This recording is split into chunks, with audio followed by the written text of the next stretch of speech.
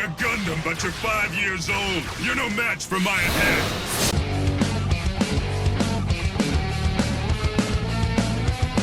As Gundam fans, we often think of a brand new, powerful machine when we hear the word Gundam.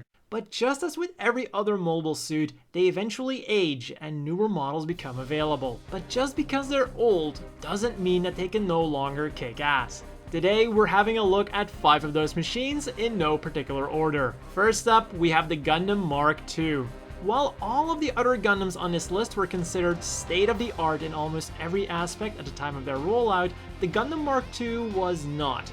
It was designed almost exclusively to test out the movable frame technology that was first tested out on the arms of the Jin Quell.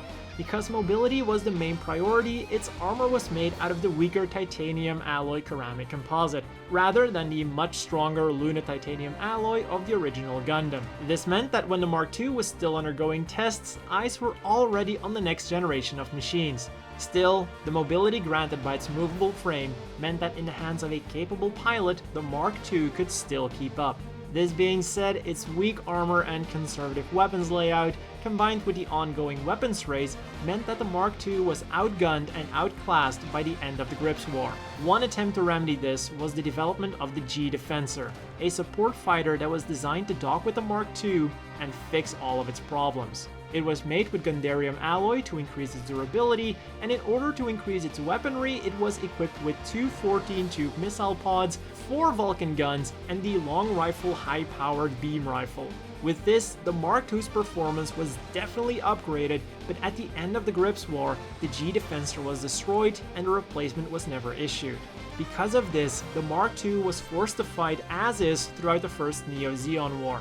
While it was definitely the weakest member of the Gundam team, without even an assigned pilot, the Mark II was still a force to be reckoned with on the battlefield. Still, time would eventually catch up to this amazing looking Gundam, and it eventually became Fubar at the end of the first Neo-Zeon War. Up next is the Gundam Exia. When they first appeared, the 4.5 Gundams fielded by paramilitary organization Celestial Being completely outclassed everything. Piloted by Setsuna F. Seiei, the Exia made a stunning appearance by crashing the reveal party of the AEU's Enact and quickly making minced meat out of it. The secret to their might was their power supply, the GN drive. However, the moment Celestial Being achieved their goal of unifying the world was also the moment the supremacy of the Gundams was lost. The United Nations forces were created after 30 fake GN drives were delivered to the major powers of Earth, and they quickly went to work creating new powerful machines to go along with these new power supplies. While the resulting Jinx wasn't as powerful as Celestial Being's Gundams, their numbers and tactics overwhelmed them and led to their eventual defeat, scattering all of the Gundam Meisters. Setsuna survived, but his Gundam was badly damaged, and with no way to repair the machine back to its original state on his own, he just continued fighting as is. With only one arm and just the GN Sword and GN Vulcan as weapons, he was able to keep up with 2 superior ALOS machines just long enough for surprise backup to arrive. While the Exia got pretty damaged during the battle, the basic frame was still sturdy enough to be repaired. With a few upgrades here and there, the Exia was restored to its former glory, ready for one final showdown.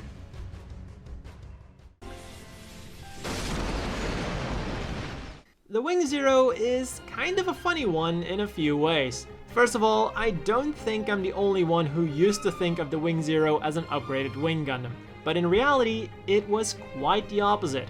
After the creation of the Tallgeese, the father of all mobile suits in the After Colony era, 5 of the 6 scientists who worked on it rebelled against the oppressive Earth Alliance. They fled to the colonies and began work on a machine even more powerful than the Tallgeese. But when the blueprints were completed, they believed their machine to be far too powerful for any pilot to handle. Not only did it have excellent speed, mobility, and firepower, but it also had the Zero system, a computer system that would be hooked up to the pilot's mind in order to feed all relevant combat data directly to the pilot so that ultimate victory could be achieved.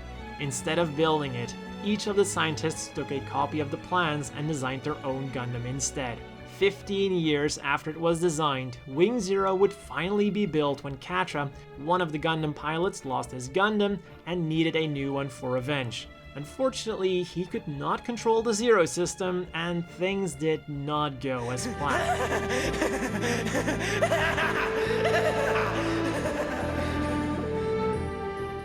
Many others would take a shot at piloting it, but it would be Hiro who mastered the Zero system and would use this old, new machine to great effect throughout the rest of the conflicts in the After Colony era. While mostly known for its overwhelming firepower, in a climactic battle at the end of the Eve Wars, Hiro was able to defeat Zex and his Epion Gundam in a duel, despite the latter being a much newer and close combat-oriented machine. Wing Zero was also a great bunker buster.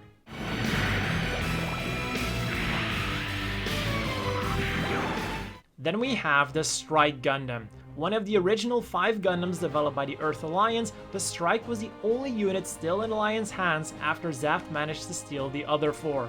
Thanks to its ability to switch striker packs, the Strike was not only powerful, but also extremely versatile during the First Bloody Valentine War. Because of this, it was the only one of the original 5 Gundams that would actively serve during the Second Bloody Valentine War in the form of the Strike Rouge, a mostly identical unit but with a stronger battery that caused its phase shift armor to turn red.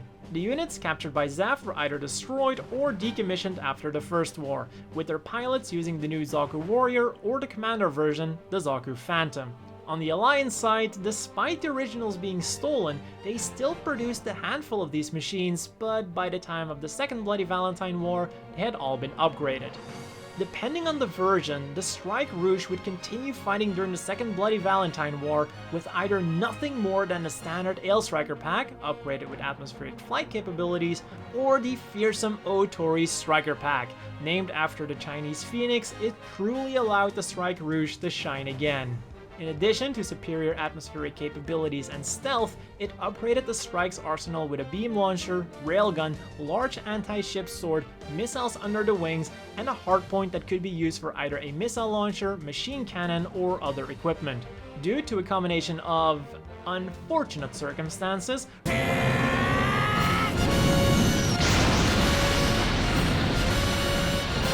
original Strike pilot Kira Yamato was left without a mobile suit, and standing between him and his brand new Strike Freedom Gundam was an army of Zaft Zakus and brand new goofs.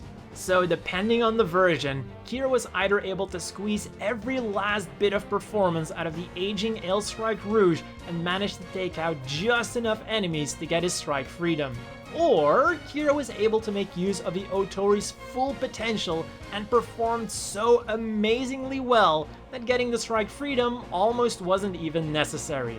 Sadly, regardless of the version, the Strike Rouge was badly damaged and, as far as we know, was never fixed. And last but definitely not least, we have the Turn A Gundam. With it being over 2 millennia old, it is without a doubt the oldest Gundam that still saw combat. In addition to this, it was most likely one of the most powerful machines ever too. In a very distant past, a battle between the Turn A Gundam and its sister unit, the Turn X, resulted in almost all technology on Earth being turned to sand, effectively resetting civilization and burying whatever mobile suits survived. However, the people living on the moon were unaffected by this cataclysm, and rather than having to rebuild their society, they instead kept on developing.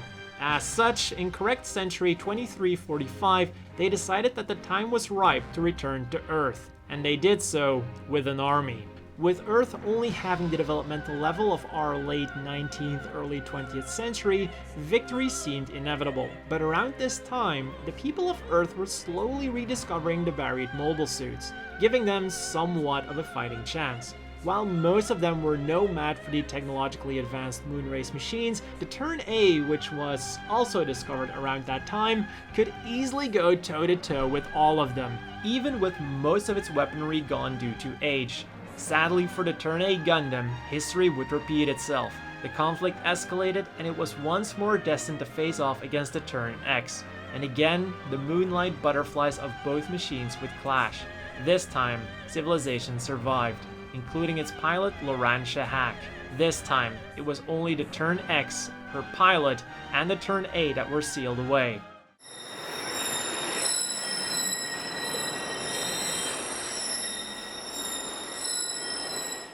which was truly a shame because the Turn A Gundam was a killer washing machine and a great cow transporter. And that's all for this video on 5 old Gundams that could still kick ass. Of course, there are many more Gundams that could have fit on this list, so definitely leave a comment down below with your favorite old Gundam. Personally, I can't help but have a soft spot in my heart for the Gundam Mark II and the Strike Gundam. If you enjoyed this video, leave a like and subscribe for more similar content. As always, a big thank you to the Patreon supporters, and I hope you all have a great day. See you all next time.